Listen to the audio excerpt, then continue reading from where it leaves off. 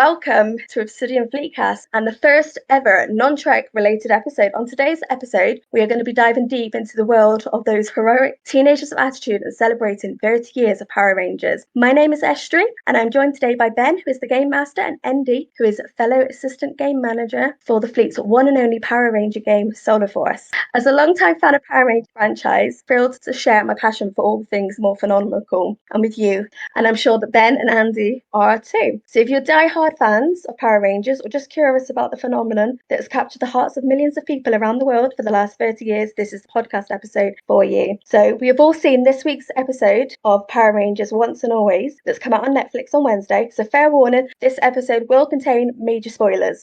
Don't be ruined like I was. Do be ruined like I was. There's a lot of spoilers around, so be prepared. So as we're reflecting on 30 years of Power Rangers, how do you guys both feel that it's evolved over the last 30 years and what impact it's had on pop culture?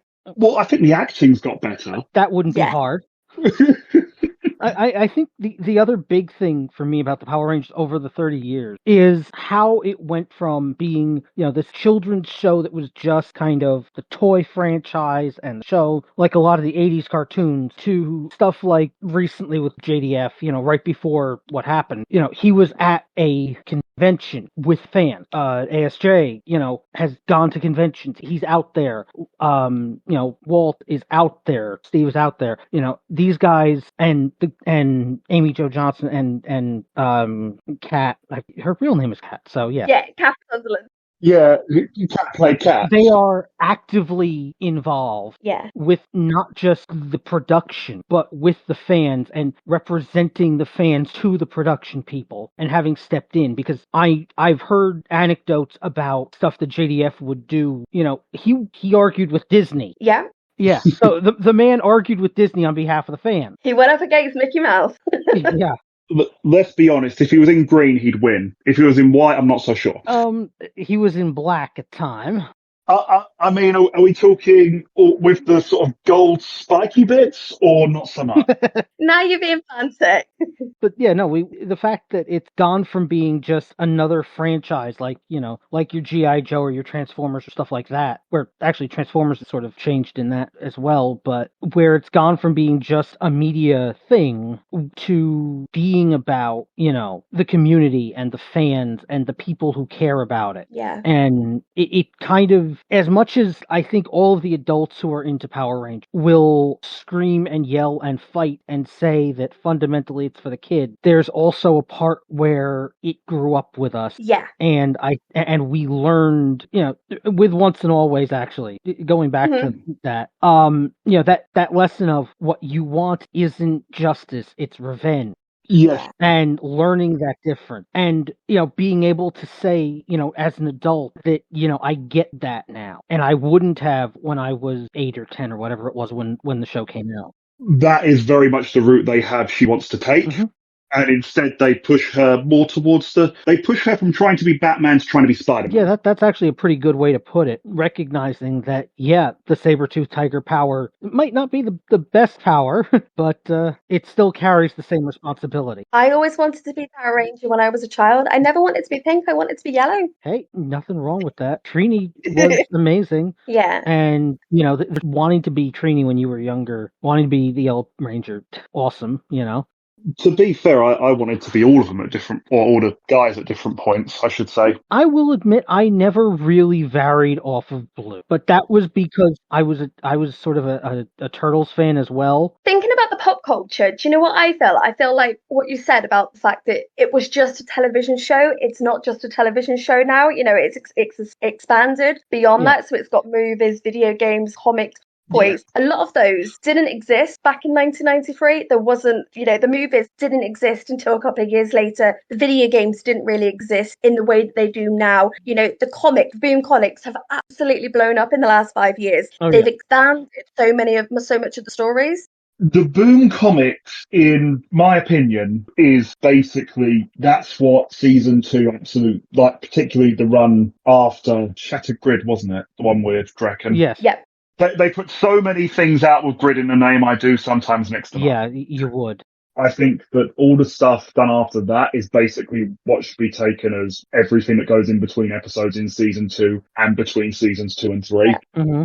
I am curious to see how they manage to write Matt out, because the unfortunate truth is they kind of have to before they get to season 3. Yeah.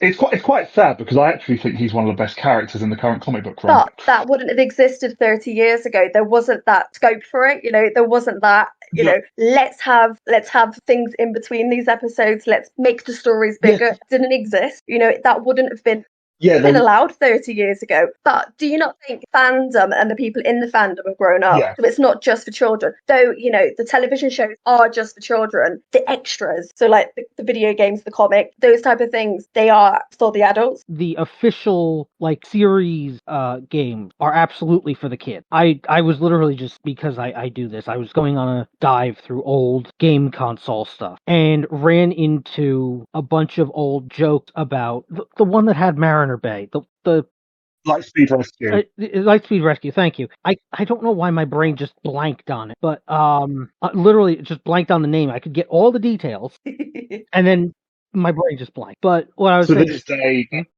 sorry, I was going to say, to this day, I still think that season has the single best Megazord introduction with the Super Train. I agree. I totally agree, and I think it also has some of the best. I mean, it has a ranger who is willing to punch you in the face. This automatically makes it one of the best seasons. Also, they had the guts to redo Green with Evil. Yes. And they actually stuck the landing with it. Yes. But what I was going to say, though, is that with that one, the video game for that season was patently off. And I remember, reading about it. I remember having played it once. And it's just like, the games are still kid folk. You've got like Grid Wars and stuff like that, which are over monetized and problematic in their own right because of the gambling stuff. But yeah, series game, the main season games are definitely still kid folk. Yeah, I think the exception, as I say, Legacy Wars, although saying that I play that with my 8-year-old brother, soon to be 9-year-old brother, and 11-year-old sister. And to be fair, recently me and my brother kept just throwing his Dino Fury Red against my Dino Fury Gold and seeing who'd win. Fair. Which anyone who knows me is probably going to be shocked that I wasn't the Red Ranger. Very much so. Stunned and horrified. Yeah. No. That they're my three main characters I play as there are Dino Fury Gold, Mercury Ranger from Overdrive, or Mighty Morphin Black Ranger with Dragon Shield. So Zack when he had the Dragon Shield. Wait, Zack when he had the Dragon Shield, or Adam with the Dragon? Adam never had the Dragon Shield. Adam, no, he had the Defender vest in Once Ranger. Okay, right. Okay, yes. Because Zack had the Dragon Shield it was an episode 2/3 of the way through season 1 where he gets injured or something. Oyster episode. Yeah, because then Tommy gives him the Dragon Shield basically to help him recover faster. Right, yes, I remember that one, yes. Okay, yeah, still. Okay, so soon we're talking about sort of our favourites and things like that now. What's the most memorable moment or episode from the past 30 years, and why do they stand out for you? Other than Green with Evil. Mm-hmm. Oh yeah, Green with Evil was definitely like the biggest one. But no, for me, honestly, the most memorable moment, like if I'm looking for a moment that says Power Rangers to me, it's I think it's Ranger Blue of RPM when Kay is giving the sort of seminar. Exactly. And it's like, you may experience some runoff energy when you morph. What's that? What, the runoff energy from the morphin grid? From the biofield? No, I mean the 3-story fireball. Yeah, because then they actually use that at the end. Exactly. It's been a while since I've watched that, but again, no, that is flashing back to me. Yeah, that's a good one. Yeah. I mean, from an episode right after that, basically, right after they rescue Gem and Gemma, the thing that stands out as sort of being the core of what Power Rangers is. It's the same thing as the Z-Wave, but she gets it earlier before she has any problem. You 5 are the only family I've ever known. I love you all very much. Yeah. It's as much as may the power protect you always. It means the same thing. Yeah. So it is, it's when you get to that emotional heart for me, as much as you get into the goofy stuff, because the Green with Evil, the Z Wave, True Blue, Once a Ranger, Forever Red, these are the things that you remember, because as much as they do have some goofy stuff happening, it's about when you bring it back and say it's not about just being superheroes, it's not about just having awesome powers and saving the world or getting into goofy spandex. It's not spandex, but whatever. It's about growing together, and it's the same sort of emotional core. In many ways, it's the same sort of emotional core that you get when Kay says "I love you all very much." When Zordon says "May the power protect you always," it's the same thing as when you see Captain Picard saying "Here's to the finest crew in Starfleet." Yeah, it's the same energy. It's the same, the same feels. Okay, Yeah. My moment is Countdown to Destruction. The space. I know it's cliche, and I know what you guys are going to say. Is it the one I think it is? Go for it. Is it the moment I'm thinking it is? It's the episode. It's the part where they stand up and they reveal themselves. That moment.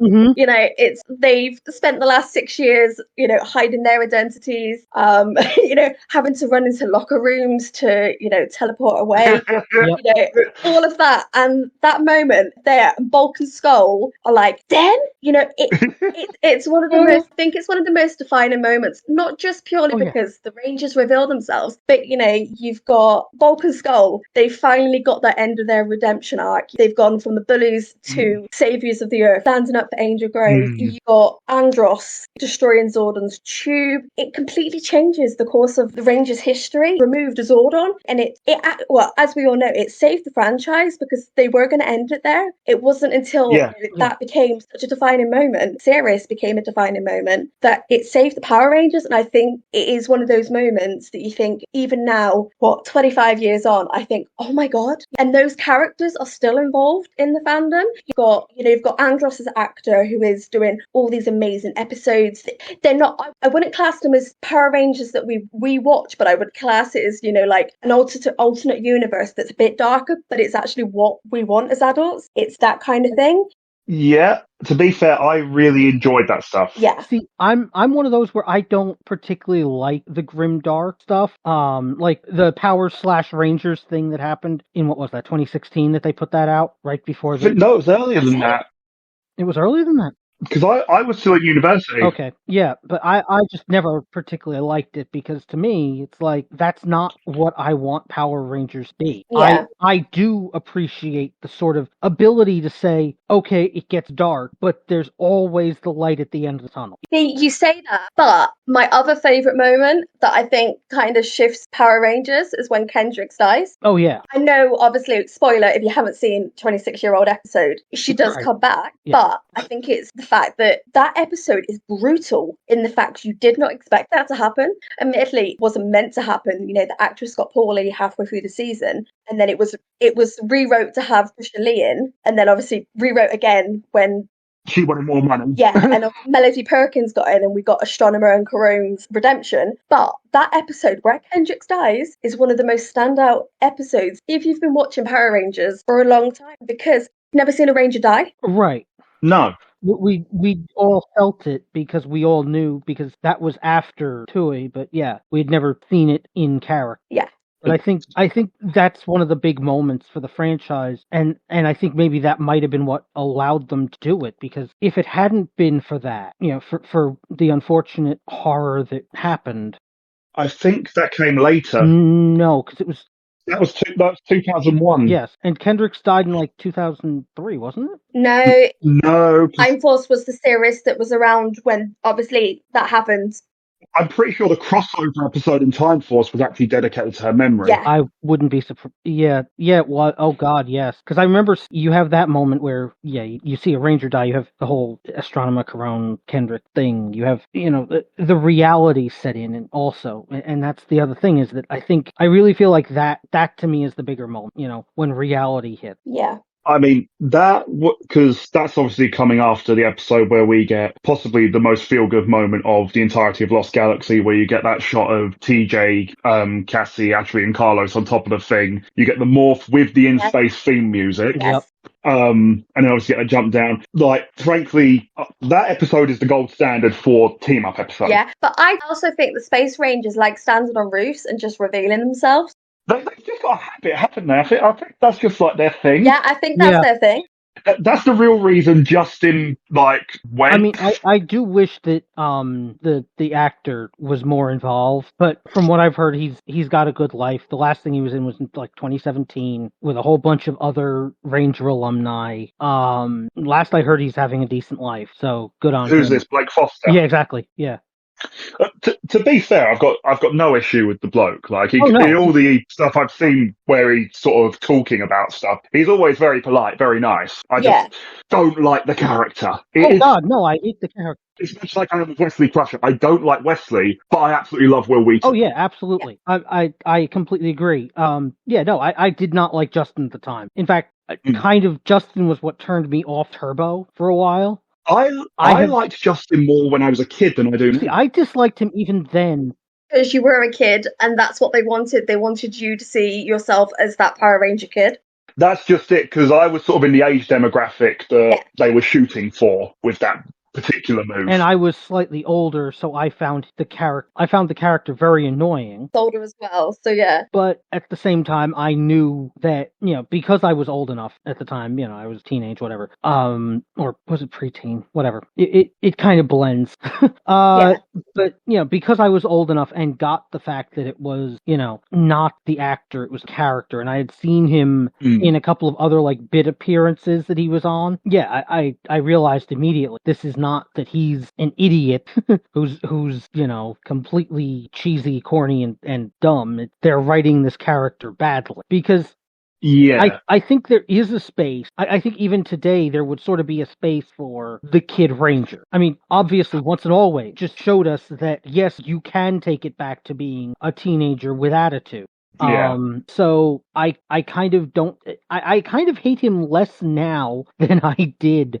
Then again, that's partly because Turbo to me, I've kind of grown. I've kind of had Turbo grow on me over the last few years because during the run of Samurai, right, I really got into Sentai. Like I had always kind of been vaguely aware of it. Well, I mean, that's understandable. You were literally watching Sentai every time you turned on an episode of Power Rangers. Exactly. Like, Samurai was just Shinkenger dubbed. Oh, I'm fully aware. I'm fully aware. And that's the thing, is that I am afraid that sometimes I do, my adaptation thoughts run to that same mindset, but oh well, we'll figure it out. I think sometimes that mindset can go very, very well, as we saw with Time Force, which is arguably one of the best seasons of the franchise. A season that brought me back to Power Rangers. It's the best season. Well, funnily enough, I think I was saying to you guys earlier, or it might have been a private chat with Becca, I think Once and Always is possibly the best Power Rangers has been since Time Force ended. I would argue that it's the best Power Rangers has been since RPM ended, but regardless, it is absolutely... I do love RPM, although I hate Gem and Gemma. I'm sorry, I can't stand those two. I get it. You're not supposed to like... Yeah, I mean, funnily enough, me and one of my colleagues at work, he's also a massive Power Rangers fan. We've had the discussion before of the symbiotic characters in Power Rangers. Your Tommy and Jason, your Hunter and Blake. Yep. And to be fair, Scott and Dylan are a good example of that as well. Oh, absolutely. Like they hate each other, but both of them make each other so much better. Well, honestly, the whole RPM team, I mean, is one of the best cohered teams, just in general. Well, yeah, because you've got Red's the leader, Yellow's the girl, Green's the funny one, Black's the bad boy, and who are Blue you? is... I'm Scottish! Yep. And, wait a minute. Who are my favorite Rangers so far? It's Billy and TJ and Flynn. I think we've got a theme here. Yeah. Well, one of the points that me and my mate have made several times as well is a recurring theme is if the Red Ranger becomes blue, he invariably becomes a better character. Oh, yes. Rocky became infinitely better in Zeo because Yes. they actually started to let him have character. Yes. That was my big issue with him in Mighty Morphin. In Mighty Morphin, Rocky and at times Aisha were the absence of character. Adam, they tried to make the absence of character, but they just couldn't. I put it down to Johnny Young Bosch is just a little bit too charismatic for it. Johnny Young Bosch. They were filler characters. You know, it wasn't wrote to have them there. Right. I think it was very quick scripting after everyone left. Yes. It was quickly get some actors in, quick. Let's bring them in. Let's get them involved. Let's give them some episodes. There wasn't any forward planning. Well, Rocky was absolutely not a character. He was just stand-in for Jason, and unfortunately, I feel like Once and Always.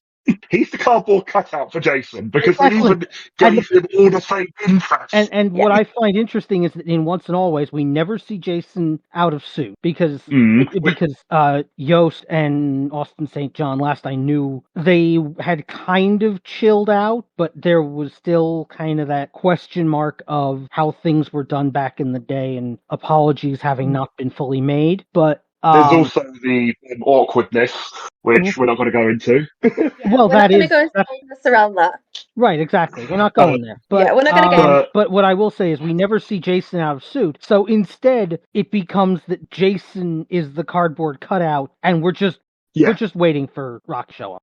Yeah. And he shows up with Noodle. Noodles. By the way, I did not expect there to be that, but it's like, why does it seem like every sort of charismatic combat forward ranger has an obsession with noodles? Like, I didn't mean to do that even with Spencer. I didn't realize I was doing it. And it's you can totally blame me that. That was their first patrol. They had noodles. Right. And I made a Matrix reference, and it's like, wait, but this works, and yeah. What is it with that? I don't know. It's just inherent to the character. I don't. It's got to be. It's got to be what the character does. Yeah. Funnily enough, on the subject of sort of random bits that characters get, there's the first time I had Damien morph, I actually reused a joke from a Power Rangers fan fiction I wrote years ago. Okay. Wherein the Red Ranger point blank quotes Ziggy by accident, which is the "I don't want to be a Power Ranger." When he realizes that people are now trying to kill him. Yep. Because I just love that comedy. Yes. Again, that's something that they did very well here. And going back to the sort of Jason absence there, going into it, I will make no secret of I've made no secret of the fact that one of my big gripes was, why haven't they picked one particular version of the team? My stance was either they should just use the season 1 team or the season 3 team, not this sort of hodgepodge. Honestly, to me, that came down to casting. Yeah, it was. It was, so that's fair enough. But I actually found that for the first time in the history of ever, I liked Rocky as the Red Ranger. Agreed. And it's just like, wait, you're actually interesting. Not only that, you're actually interesting, and also because unlike when he was the Red Ranger the first time, this time there was no expectation that he would lead. This time, everything, number one, it was more of an ensemble cast than the show ever did, and it was definitely led by Billy and Zach, though. Yeah. Because, I mean, let's put it this way. When the Big Morph is not led by the Red Ranger, it's led by, by Yellow, where it's like, call it. You call it, kid. That part I liked how it was done overall. I did have a little bit of, just once, let him have it. Just let him be the leader once. And my feeling is, maybe, but the thing is that they also show him in OEM gear from Mariner Bay, because I don't know if you caught that. That's not Angel Grove Fire Department. That's not AGFD. That's literally Mariner Bay OEM. That means that he works with Carter. He's in Carter's job. Yes. Let's face it, by this stage, Carter will be running it. Well, right now, how about this? Rocky is the second stand-in Red Ranger. Yeah. Okay, so soon we're getting into talking about the 30th. What was everyone's favourite part? What was? Let's be real. I loved the fight at the end. Yes. But for me, my favourite bit was actually right at the start, the fight with Robo Rita at the beginning. Oh, yeah. As soon as the theme music started. Oh, yeah. Because I was watching this at work. I was literally sat on a shop floor. And I yelled, "Oh my God, bleep, bleep, bleep. That is so bleeping amazing." Yes. I mean that part was amazing. Honestly, what wasn't my favorite part? I mean, the thing that I loved is how absolutely well foreshadowed, how obvious it is that yes, she's going to become the Yellow Ranger, Min, and it's like that you know that she's trying to do it and she's forcing it, and it's when she finally does the right thing that she finally morphs, and everyone, and also I think the other thing for me was when the fact that even when she was obviously forcing it and all of the other Rangers know, no, you're a kid. Yes, we were kids. We were stupid. We were teenagers with attitude. You're a kid. This is really dangerous. We care about you too much. We don't want to see you get hurt. There was still that respect, and there was no question, because you can look at the way that even Aisha and Adam looked at her through the comm screen, and you can see they all know that eventually, whether they like it or not, she is going to become a Ranger. Yeah. Because she was born a Ranger. Or at the very least try to, yeah. Well, no, they knew that eventually it would happen. It just wasn't today. But it's also, she was born a Ranger, and well, even if you've never morphed, once a Ranger, always a Ranger. Yeah, I think an important part of how the franchise maybe is going to move forward with how they've done this episode. Ben, did you have any more favourite parts of it? To be fair, I loved the bit in the youth centre with Rocky and the Zach. hip hop keto? Yes. The hip hop keto. That was comedy gold. Are you breakdance fighting? Yes. Yeah. I know something. Every part of when they were in the youth centre is some of my favourite moments of the episodes, because obviously we've got the breakdance fighting. Yeah. That's a complete callback to one of the first, the original fight. But also the ending scene when they're going through and they're talking about how Trini was afraid of heights, and they mentioned Ernie, and the fact that the youth centre felt smaller, but maybe it was because they were bigger and how they'd grown. It just, those moments, they just stood out to me, because the youth centre was such an important part of Power Rangers 30 years ago. Yeah. I mean, it's one of those things that I don't think a lot of other Power Rangers series have continued, is having that sort of public-private space where the Rangers can just be people. Yeah. You don't get that. I mean, there was sort of that in Dino Thunder. Yeah. Also, Mystic Force had that in the little record shop. I've got to say, funny enough, going back to sort of big things that define Power Rangers for people, Mystic Force has got mine. Final fight, the bit where they've literally lost their powers, and then you got the bit where everyone goes into the big huddle around them, and then you get the thing which normally I absolutely abhor, which is the flash morphs. Yeah. Oh, yeah. Particularly going into a final fight, but it's so good there. It made sense. Yeah. Because it's not really about it being a flash morph. It's about it being, the power isn't in the morphing device. It's in the grid. It's in the Ranger. And it's not about them flashing. It's not about a flash morph. It's about, this is who you are. Show the world who you really are, which is a big part of what Mystic Force was. Mystic Force was, for me at least, what I saw, it felt like it was the apology to David Yost in a lot of ways. It was the live your truth. No, I can really see it. Now that you've said it, I can 100% agree. Yeah, I also think it was the apology to fans for the next two seasons. Well, good God. But now we're getting into criticism. So what was our least favourite part of the 30th? What was the criticisms that we had? Well, first of all, the fact that we didn't get the core team was originally going to be my big criticism, but they made it work, and it actually did fit. For me, the biggest criticism was the CGI on the Megazord. I'll say about this, I loved it on the actual Zords. On the actual Zords, it looked good. It would have been nice to have seen them fighting individually for a bit, but I get that time constraints are a thing. But then once the Megazord's formed, it moves far too fluidly. It transforms far too quickly, because I would have liked to have had that transformation from the original where it's very slow. It's sort of like got the build up. And I'm sorry, they've literally got an inbuilt opportunity to stick that theme song in again, and they missed it. Yeah, well, they did do such a great job with it. Yeah, well, yeah, it would have been nice to have had it a couple more times. Can't have it all.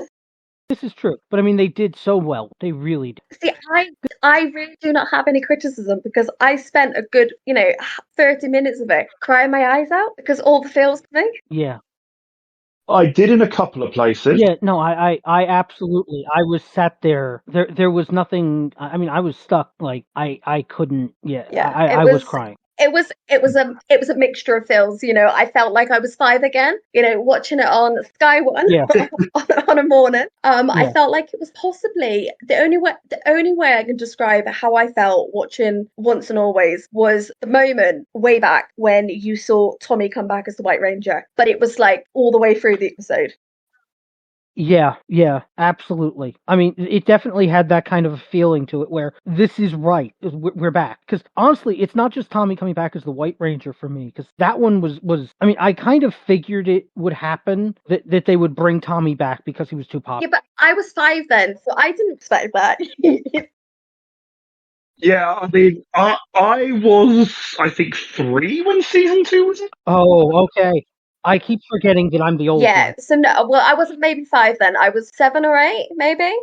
I think, yeah, I think we're in the same age bracket. I think I was a little older, but yeah, because I was born 9 months before the debut of Star Trek: Next Generation, just to kind of pin it to Well, a I'm 1988, so okay, so I'm 87, so I'm 91. okay, so yeah, you're that different experience. And the thing is that I was 87 and early 87 and had a lot of exposure to things because my parents were both, well, my mother at least was older, and so I end up with a lot of Gen X like psychology and instead of some of the more yeah, but, millennial but type. that's okay. We don't judge.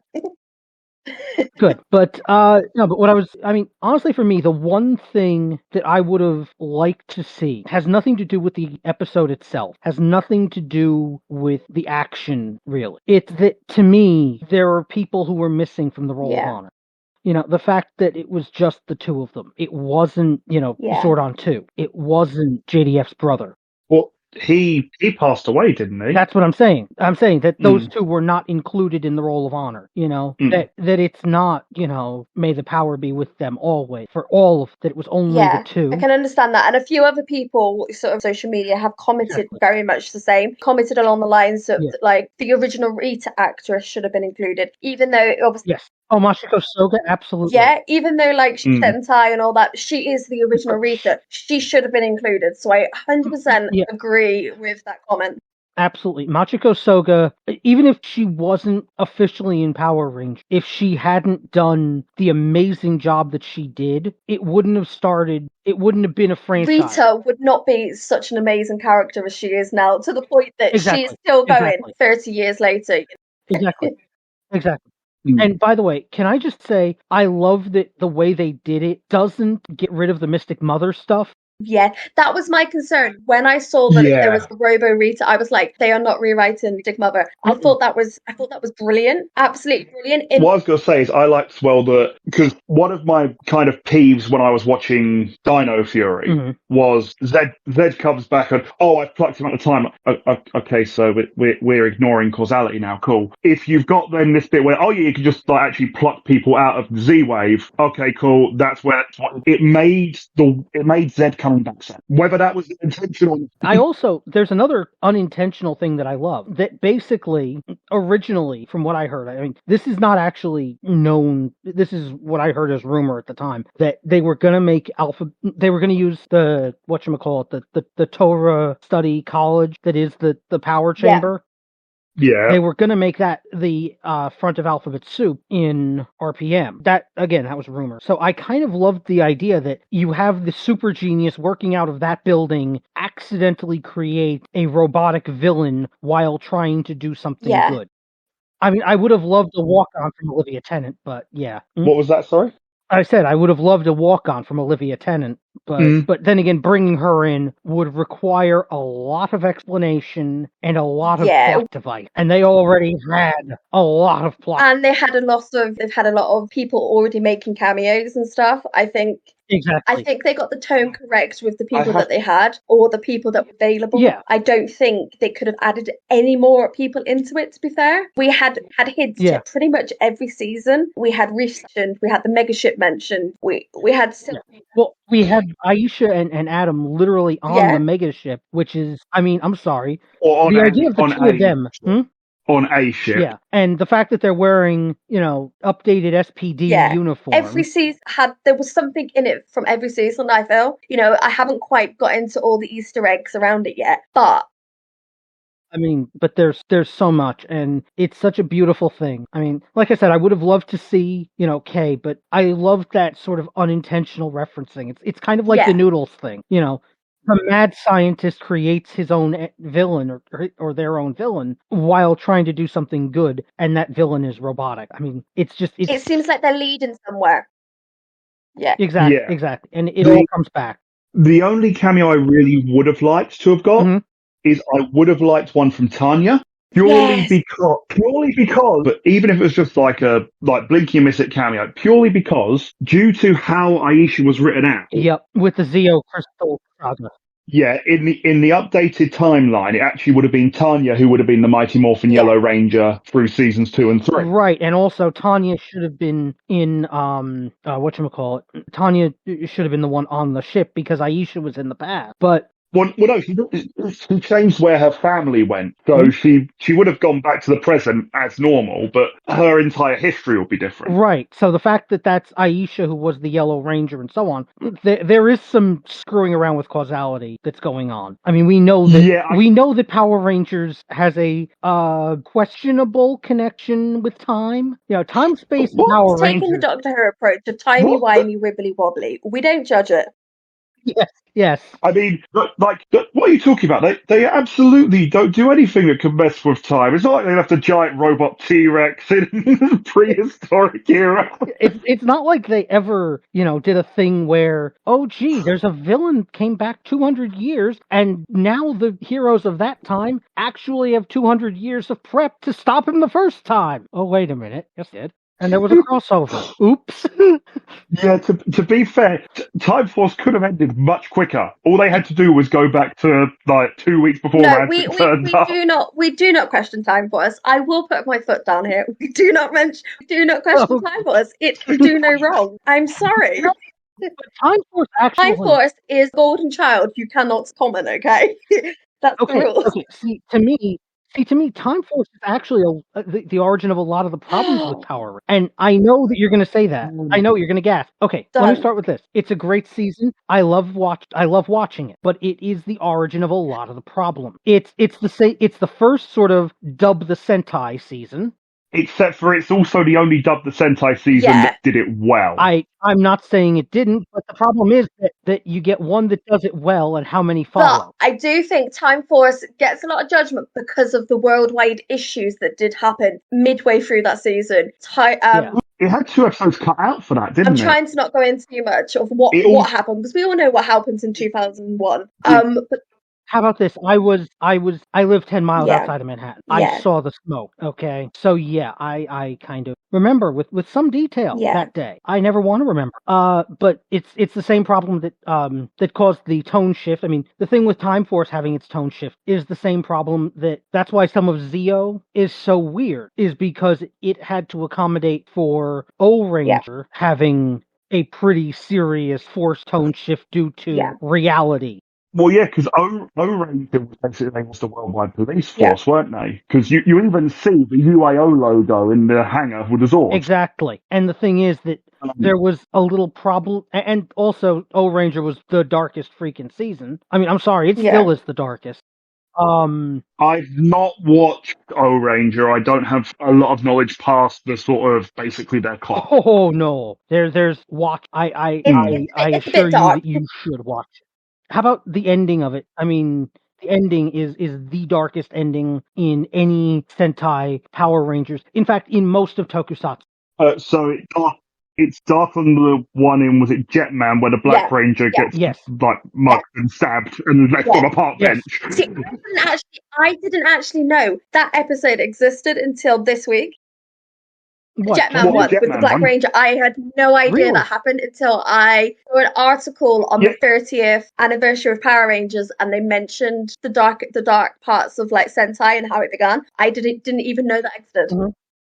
But the problem is that Jetman, okay, when I watched Jetman, I kind of knew from episode 1 that the Black Ranger was not on kind of an end run. You could see it from the beginning, and literally episode 13 is called The Black Ranger Died. So, I mean, they're kind of warning you.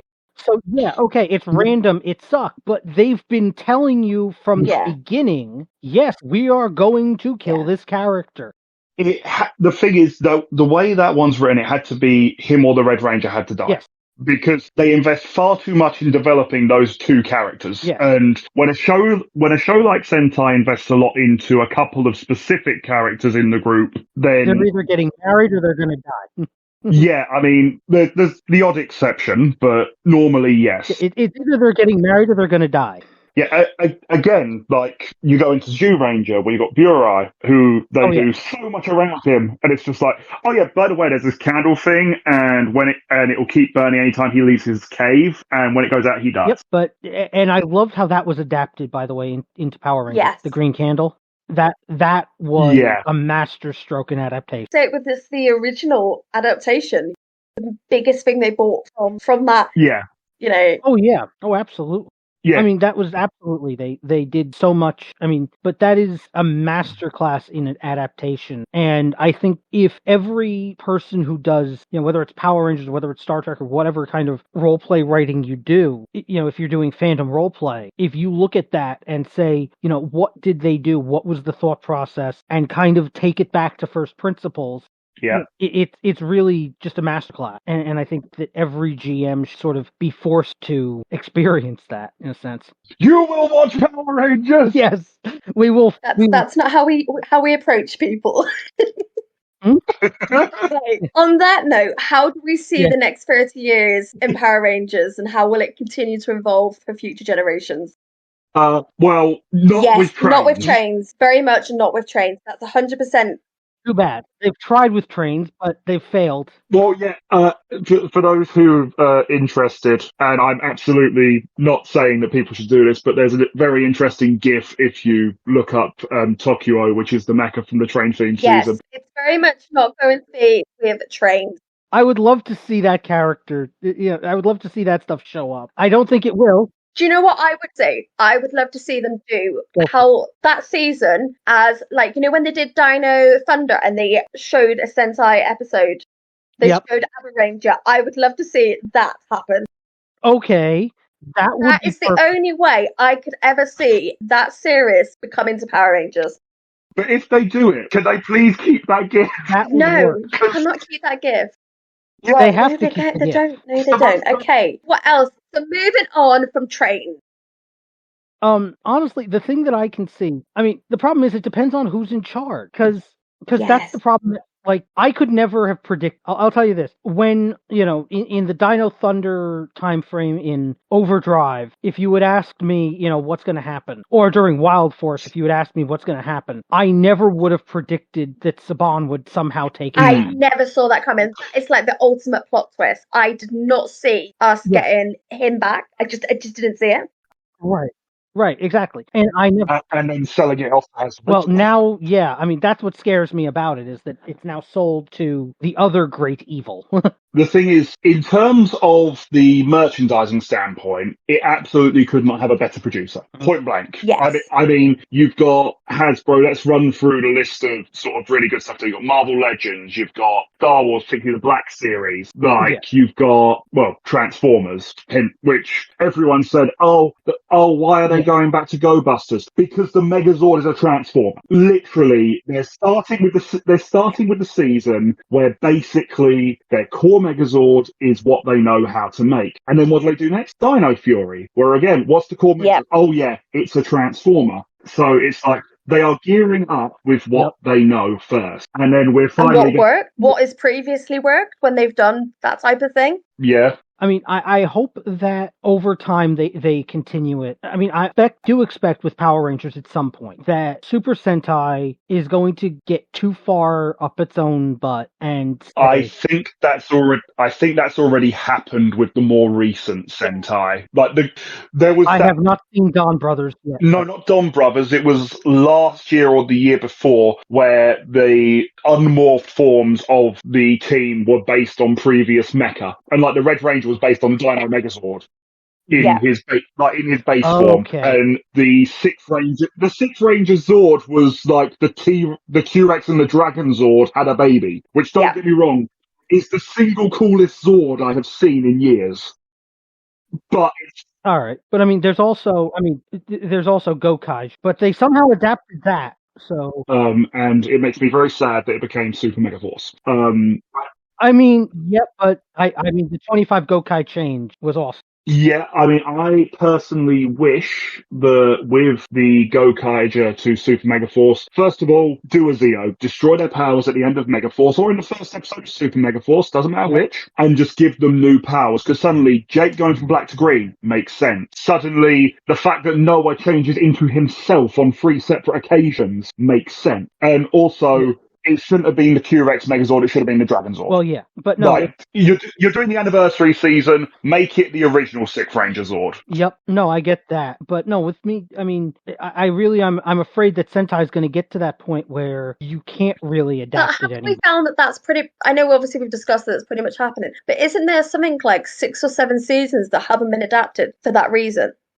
Well, Yeah, Kaku Ranger only got partly adapted, and there's been a couple of others. But I'm thinking that there have been 6 or 7 seasons, but there have always been seasons in between that Yeah. they could, and they could always yeah. kind of go back to, okay, but we have this, and we can take this and this and this, and I'm getting concerned that it might be, because it's happening more Yeah. often now, where you've got things like Dawn Brothers, where you've got things like some of the newer stuff that's coming out. Because I've seen that they're doing something based on like O Ranger now. The one season that they're going to be doing is going to be like O Ranger esque and going to have a crystal theme, and everybody's like, oh my god, it's going to be ZO2, and it's like, Are you talking about Kira Major was a couple of years ago, wasn't it? what? Okay.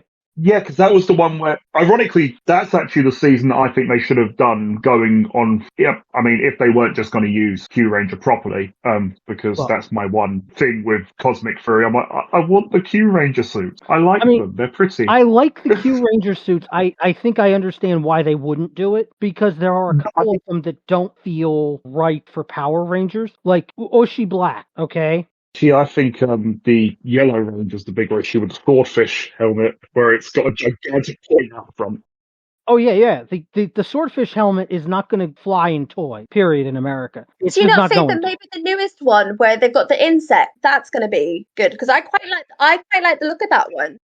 The problem is that what's going to happen when that gets adapted is that they're going to say, "Why are we doing Power Rangers with this when we should just be doing a series?" When Saban can just say, "Wait, we have a contract too with them," and just do Beetleborg. Yeah.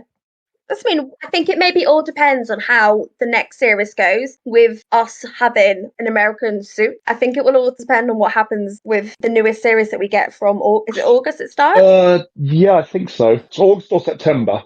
Yeah, I think it maybe Yeah. all depends on what happens then. But I'm not gonna lie, I like the Osama suits. It does actually remind me very much of Mystic Force. Yeah. The Which ones? Osama, is it King O Ranger? I'm not sure. Yeah, I'm not sure. Kira It's the Major. newest one. Oh, the I'm just saying it's the bug ones. It's the only way I know how to say it. yeah, because funnily enough, me and my colleague were looking at the Yeah. mecha for that earlier. Okay. Yes, saner heads prevailed. Is all I'm going to say. But Kira Major was, from what I remember hearing about, it was supposed to be very much a callback to Magic. So the story is 5 rulers unite across the kingdom to defeat Earth's empire. Yep. I haven't watched it yet, but I've heard that there are callbacks to Magic Ranger, which is of course Mystic Force, and that there's also references to things like the B Fighter series, which is what I was saying, doing Beetleborgs. Big Bad Maybe. Beetleborgs, yeah. It's directed by the person who's done a lot of Common Rider. Kamen Rider, yeah. Yeah, that makes sense. Looking at the designs. I wouldn't be surprised because, I mean, look, the only one that I don't like, I mean, with Kamen Rider, the one that I tried getting into was, oh god, what's the name of it? One of the Heisei one was, or no, it was a Millennium one of the Reiwa ones, where it was the two Rangers, or it was the two Riders, and the one is the guy where he's introduced carrying a bowl of tofu. I've never watched it, I'm afraid, so I don't. The only Kamen Rider I've watched was actually the Americanization with Dragon God, Knight, yeah, I've which forgotten that. Rider and Dragon Knight. well, no, that was Dragon Knight was a separate one, but Masked Rider was good. I used to have all the Power Ranger toys. crossover with them, didn't we? Yes. Yeah, because the opening to season 3 was a backdoor pilot. Yes. And honestly, I would love to see in our game a Masked Rider show up, because we technically could do it. It couldn't be the same character, but we could have a Masked Rider. I mean, there are enough Kamen Rider designs. We're not in there right now. Yeah, yeah. I mean, that's like earlier on. I was saying about, funnily enough, the once and always crossover when they start talking about the stealth tech on the ship. I was like, oh look, you've just accidentally given me something for the game that explains why our mega ships got that. Exactly. It's like, you've just given me something. It's just like, you're handing me gift here, dudes. Yeah, I need to go back and rewatch the episode with a notepad, to be fair. Yeah, exactly. We all need to, because there is so much that episode gives us as Power Rangers to write with, to do with. It's going to be an awesome thing. Yeah. And I really think that Solar Force has a lot of traction and a lot of, obviously we need to sort of maintain not only the people that we have, but the growth and the storyline. We also need to like actually do some fun charactery bits, and like once we've finished blowing stuff up. But don't worry, I am very happy blowing things up. I have only been able to do charactery bit. I want to blow something up.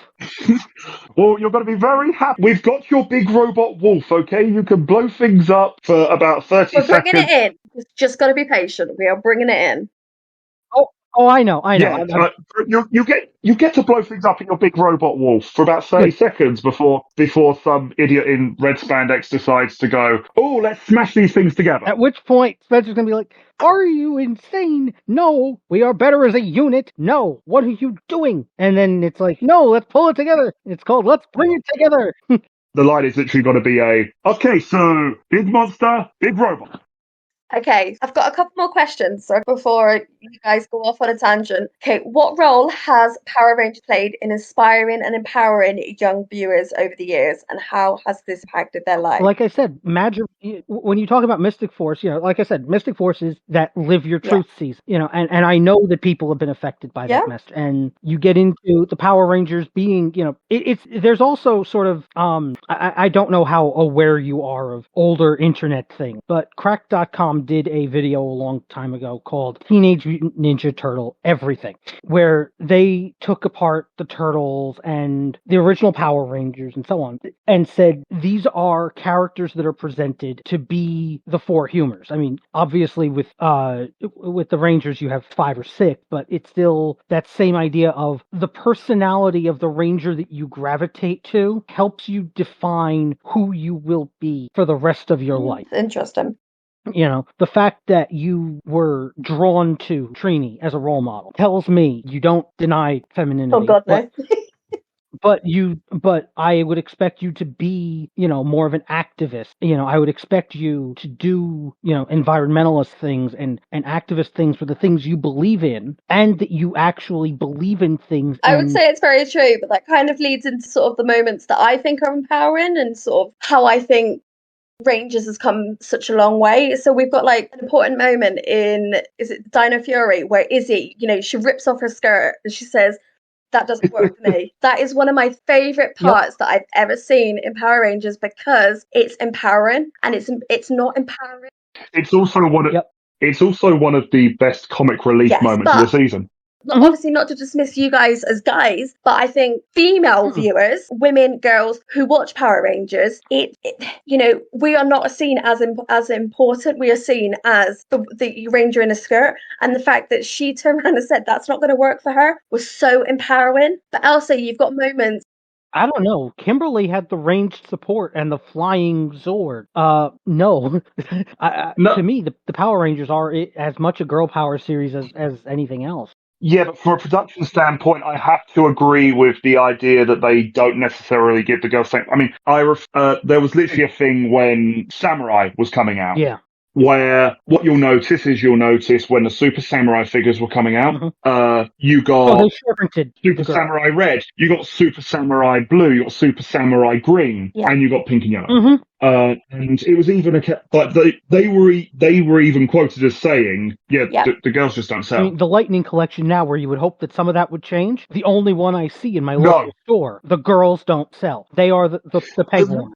Ironically, in my local store, the big peg warmer, there's one girl that's a peg warmer, which is Ninja Ranger Yellow. Oh no! See, for me, it's Lost Galaxy Yellow. Yeah, no, I haven't seen her at all. I've seen Ninja Ranger Yellow. I've seen I've seen Ninja Ranger Red. Mm-hmm. It seems to be Ninja Rangers as a whole don't sell where I am. Even as a child, I was told you can't watch Power Rangers. Even going back 30 years ago, because it's a boy thing. That is literally what people used to tell me. Well, then people were And idiots. even now, Power Rangers go towards boys. This is why I think going forwards, the next season is going to be one of the most important seasons of Power Rangers because we have got a proper Red Ranger who's starting. I just hope that they don't flub it. Like if they're going to go down that route, I hope they don't flub it in. A lot of people are going to draw the comparison to where they had TJ as the first Black Red Ranger. And unfortunately, he was a character who was very flubbed in the season he was introduced. Oh yeah, when they finally did get a grasp on his character, though. Yeah, because before that was a case of, yeah, he's the replacement for the other guy. And I just hope that what they don't do, I hope that they actually do something with the character to not make it a case of, oh yeah, she's the replacement. I hope they do, just because I know how involved the actors have actually been in doing things and writing a lot of the stuff. Good. I'm hopeful, but also I think this Dino Fury has been so important because it's brought up issues, sort of like, you've got an LGBTQ character who is literally going on a date with a woman, and it's not seen as a major coming out. It's not a big reaction from the Rangers. It's just seen as the norm, and to the point that next season, spoiler if you guys don't know this, but the Orange Ranger is going to be her girlfriend. That is such a big thing, but also. It's appealing to that community, but also it's an apology to David Yost for how much they bullied him 30 years ago.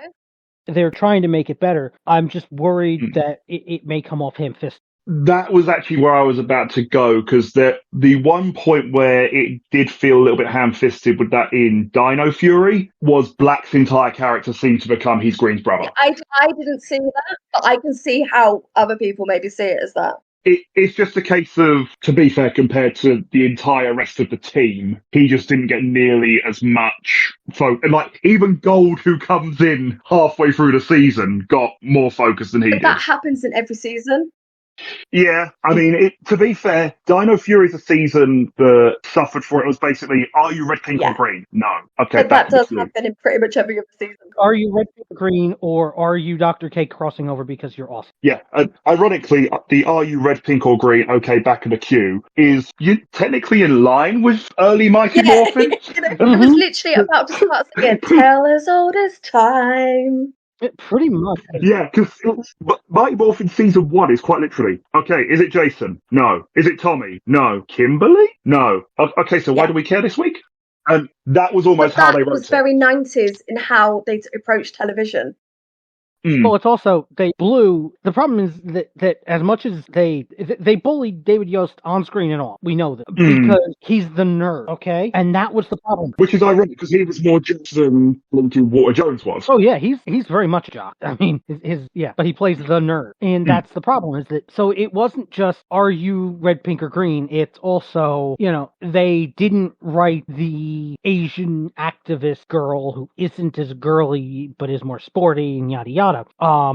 They didn't write the nerd. Walter Jones didn't let them get away with not writing the black dude. No, he kept making more and more suggestions for it. More and more suggestions, and also he was one of the first ones who suggested, I'm just gonna leave then. If y'all ain't gonna do for me, if y'all ain't gonna give me screen time, I'm gone. Before the pay issue even started, he was just like, listen, either you give me screen time or I'm gone. Either you write the character well or I'm gone. And this is why I think what we saw this week was so important, because it was him and he was the focus. And I think it's 30 years. I don't want to say 30 years of hurt, but I feel like it is, you know. It really is. It's the several years of hurt, and then the realization of, wait, we were hurt. We were hurt by the people who were in charge at that time. But the people out there, the people that matter, the fans and the people who care out there, they didn't hurt us. That's the other thing that I saw with Once and Always, was that it was a sort of glorious moment of them saying, we don't care about Saban, we don't care about Disney, we don't care about Toho? No, not Toho. Oh Lord, what's the production company that does Sentai? Not Toho. No, I can't remember the name of it. No, but we don't care about the Japanese production company. We don't care about any of these people. Yeah, I mean, what they actually, what they almost ended up doing in sort of their team layout, they almost made it the underdog team up. Yep. Because you've got Billy, who was always the underdog in 99% of every fight. Yeah. You've got Zach, who was the less popular Black Ranger. Yep.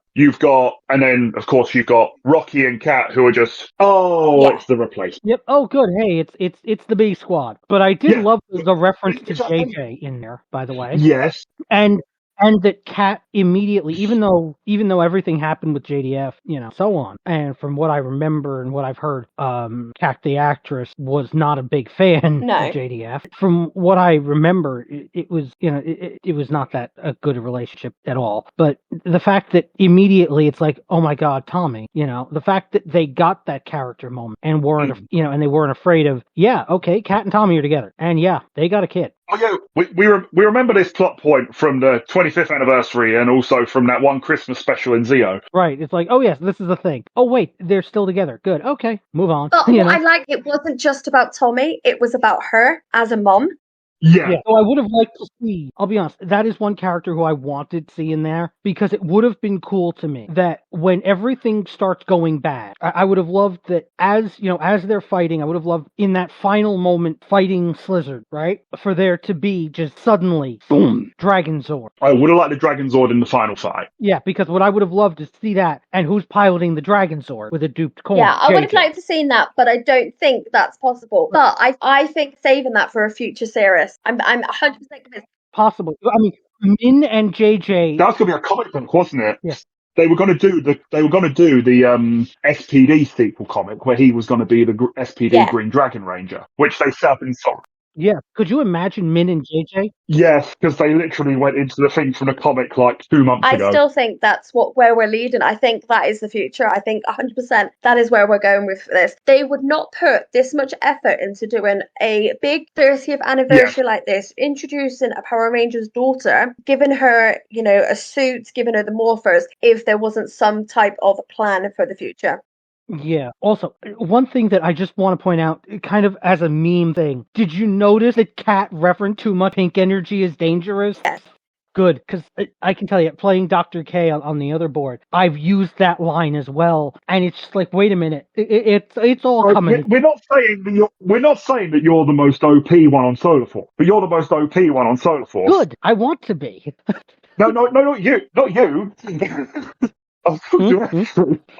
Based on the comics, Estrie is the most OP one on Solar Force. Yeah, yes. Well, just based on the pink, yes. Yes. When you get too much power, you explode. When you explode, so goes the grid. How do you like that? I'll try not to do anything wrong. Yeah, but when I get too much power, I just blow stuff up. When I get too much power. When I get too much power, the grid just suddenly turns into technology, and I get a battleizer. Tuesday, this must be my battleizer day. We all know that Tuesday is when they install things, like the photon torpedoes. Oh God, I'm sorry. We're gonna have to call back to that in Solar Force. By the way, when we get the mega ship. there's going to be an upgrade plan, and we're going to have a fight with an enemy. We need Mega Force power. We need Megazord power now. We were going to install those. Yeah, those systems don't come until Tuesday. On that note, it's time to end. It's been an absolute blast delving into the colourful world of the Power Rangers, but all good things must come to an end, and it's time to wrap up this amazing episode. We've had the privilege of exploring the exciting battles, the epic storylines, and the unforgettable characters that have captivated us for the last 30 years. This vibrant universe continues to evolve with new seasons, movies, and merchandise that ignite the imagination of both young and old fans. So, to bring this episode to a close and bid farewell to our first ever Power Ranger podcast, we want to say thank you for everyone to listening tonight. It's been an honour and a privilege to share our passion with you. Until we meet again, may the power protect you.